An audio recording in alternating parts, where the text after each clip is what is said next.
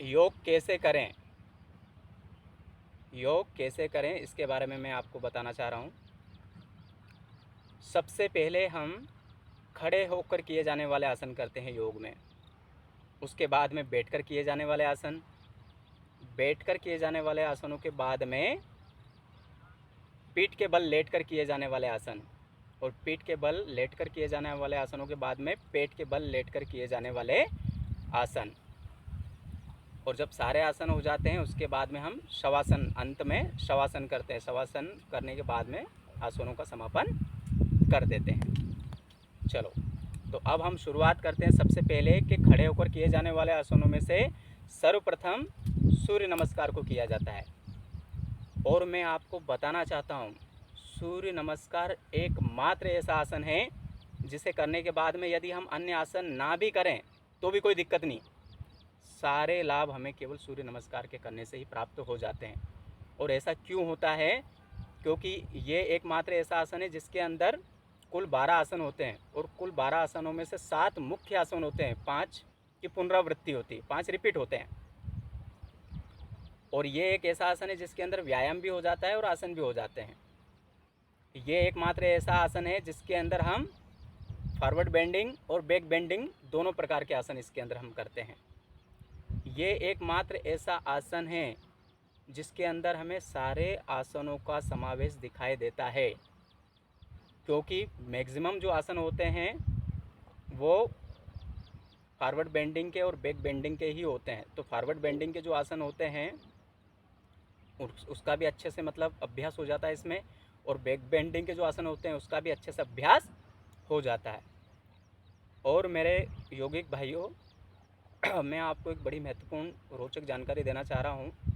अक्सर आपके दिमाग में एक चीज़ होती है, कोई सा भी, जैसे एक आसन आपने किया, जैसे मान लो आपने मंडूक आसन किया है, तो मंडूक आसन करने के बाद में आपके मन में प्रश्न रहता है कि यदि हम पश्चिमोत्तानासन करेंगे तो इसमें श्वास कहाँ लेना है, कहाँ छोड़ना है।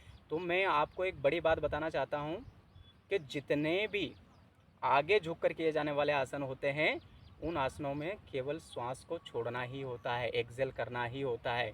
हम जब भी कोई आसन फॉरवर्ड बेंडिंग का करें, झुककर किए जाने वाला आसन करें, तो उसमें हमें आगे की ओर झुककर किए जाने वाला आसन करें, उसमें हमें केवल सांस को छोड़ना है और सांस छोड़कर ही उसे करना है। फिर हमारी जो कैपेसिटी है, हम कितनी देर होल्ड कर सकते हैं वो होल्ड करें। और जितने भी हम बैकवर्ड आसन करते हैं, पीछे की ओर झुककर जो आसन किए जाते हैं, तो उनमें हमेशा हमें श्वास को लेकर ही करना है, इनहेल करके ही करना है। तो सूर्य नमस्कार में ये दोनों प्रकार के आसन हैं। अब मैं एक सीक्वेंस बता देता हूँ, सूर्य नमस्कार के जो 12 आसन हैं उनके नाम बता देता हूँ, उसके बाद में मैं आपको करके दिखाऊंगा।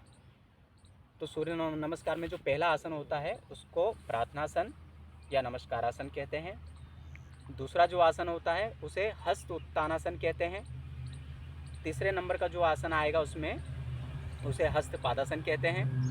चौथे नंबर का जो आसन होता है उसे अश्व संचलानासन कहते हैं। पाँचवें नंबर का जो आसन होता है उसे पर्वतासन कहते हैं। और छठे नंबर का जो आसन होता है उसे अष्टांगासन कहते हैं। सातवें नंबर का जो आसन होता है उसे भुजंगासन कहते हैं। इसके बाद में फिर 5 आसनों की पुनरावृत्ति होती है। इस प्रकार से ये टोटल 12 आसन होते हैं। इनके मंत्र भी होते हैं, प्रत्येक आसन के मंत्र होते हैं, तो मैं मंत्रों सहित आपको करके दिखा रहा हूँ। ये पहला नमस्कारासन, आँखों को बंद कर लीजिए। यहाँ जो मंत्र होता है, इसमें जो श्वास होता है वो नॉर्मल श्वास लेना है, सामान्य श्वास। यहाँ जो मंत्र बोला जाता है उसको बोलते हैं ओम मित्राय नमः,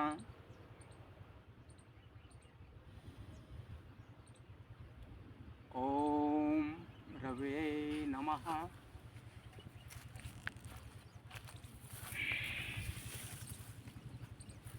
ओम सूर्याय नमः, ओम मानवे नमः,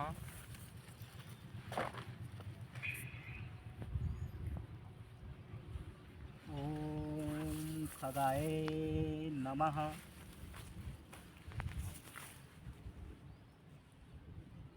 ओम पुष्णे नमः।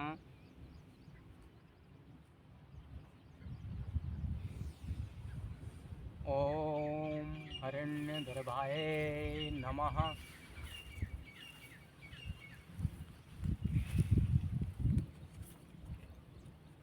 ओम मरीचै नमः। ओम आदित्याय नमः।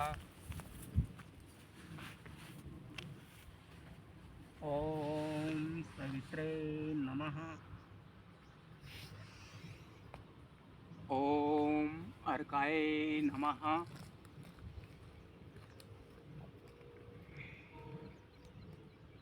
ओम भास्कराय नमः।